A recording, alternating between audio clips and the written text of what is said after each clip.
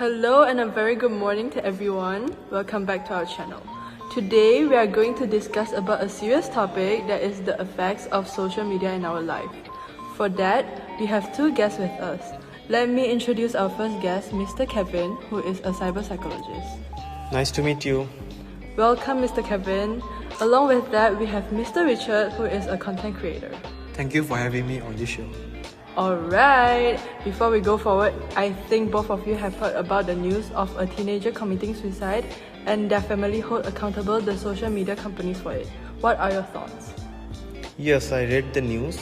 It was so heartening for me to see a teenager who could have achieved so much in the future has chosen this harsh path. I couldn't accept it when I came across this news. Same here.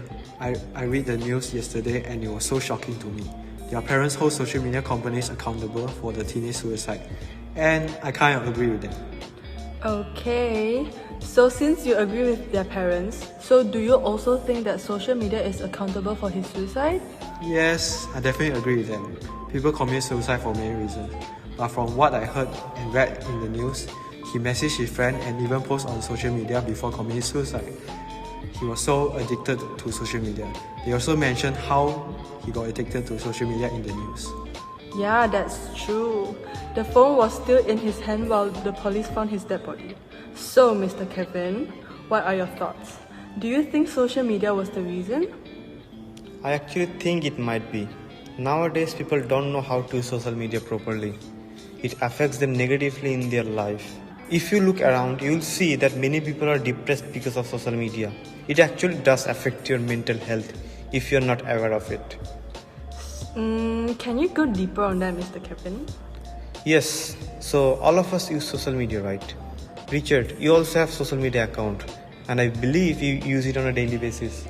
Yes, I do. As a content creator, I need to check social media to maintain my interaction with my fans. Okay, so when you use social media, you see different things. It actually affects our psychology. Well, how does it affect us, Mr. Kevin? So, let's say one of your friends went for a trip and you couldn't go. You have to work on the same day. How will you feel when you see them posting videos, photos, and things like they're enjoying so much? Yeah, that happened to me before. I felt so sad I couldn't even focus on my work that day. Yes, that's true. Now imagine seeing these kind of things every day. It affects our mental health a lot. It is especially common among the teenagers. Like, they tend to show off their wealth, daily life, and even luxurious things on social media, which results in affecting the mental health of the people that cannot afford these kind of luxurious things. Yes, they tend to show off everything they have in life on social media and even something that they don't have through faking it. It's so astonishing when you think about it. I completely agree with you. My niece posts everything about her life on social media, like her grades, family vacation to Europe, and etc. And the funny part is, she fakes some of her posts to show her life is better than others. Yes, these kind of people tend to build a fake world on social media, and this usually impacts their actual life. They are too much addicted to the social media. For example, today you will find that when a children is coming back from school, the first thing they will look is for phone. It's like they cannot even go an hour without mobile phone on social media. I saw statistics before, and it is estimated that more than 4.8 billion people worldwide actively use social media every day. And by 2027, nearly 6 billion people are expected to use social media daily. Oh wow, that's scary, right? Look how the world was before when social media wasn't here. Even as a job holder, I sometimes get addicted to social media. It's like the algorithm is designed like this and their parents in the news blame the companies. That's why I mentioned before, I stand the point of the view of the parents. Isn't an addiction to social media affecting our social interaction as well, Kevin? I'm glad you brought up this point. In a research, it was proved that because of social media addiction, it has reduced intensity of interpersonal communication, both in the families and in the wider social environment. Although social networks enable an individual to interact with a large number of people, this interaction cannot adequately replace everyday face-to-face communication. But now, people are more comfortable in communicating on social media than in real life.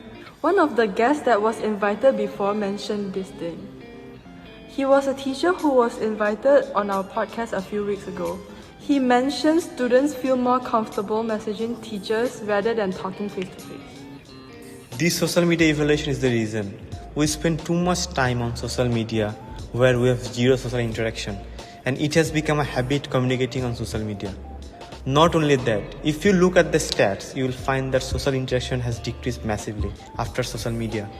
Even the stats shows that the suicide rate has increased after this thing. According to the Center of Disease Control and Prevention, the number of suicide in female aged 15 to 24 increased by 87% over the past 20 years. And among males, the number of suicide rose by 30% over the same time. I think the main reason suicide rates keep increasing is depression. And I only can see depression being the reason for this. Well, Mr. Kevin, do you agree with it? Yes, I do. Let's take the teenager suicide as an example. He sent a text message to his best friend, Godspeed, and posted an update on social media as well. Who turned out the light? I think it was something like that. If a normal person mentioning these messages, it might not mean anything.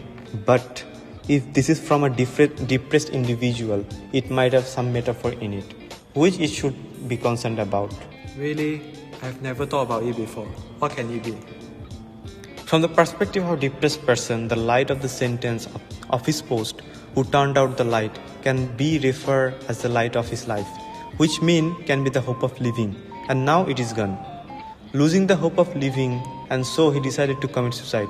This can be one of the indications of him choosing to end his life, which Godspeed can be what he thinks about after being a spirit after death. So, how and why do you think social media cause people to get depression or any other mental health issues? As people post on social media, there will be comments, especially hatred comments due to jealousy, trolling, and even to release their anger towards life on innocent people to distress. People who are sensitive takes them in, and this lowers their self-esteem and starting to question themselves about it and slowly turning into depression. Yeah, I went through those kind of situations before. At the moment, I was so miserable about life.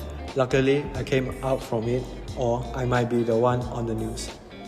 I'm glad that you survived from it. I wish the others that are suffering comes out of it. What can be done according to you, Mr. Kevin, to solve this kind of problem?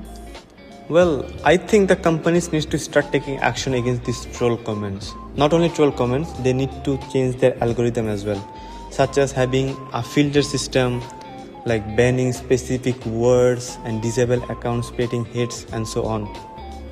But actually, we can't make the platform do anything unless the platform decides to do something about it. So what can the individuals do personally rather than relying on the social media platforms to do something? I think it is important for the people nowadays to know the purple shirt theory. If you are wearing a white shirt and someone comes to you and say that the purple shirt on you is ugly, you won't care about it, and that would not bother you in the slightest, because you know the truth that you're not even wearing a purple shirt. That is why being confident and knowing our own self-worth is important, and all this comment would not even affect you. Wow, I never heard about it before. This is so important and helpful. And for people suffering through mental illness, it is really important to seek help from the specialist to get support from them.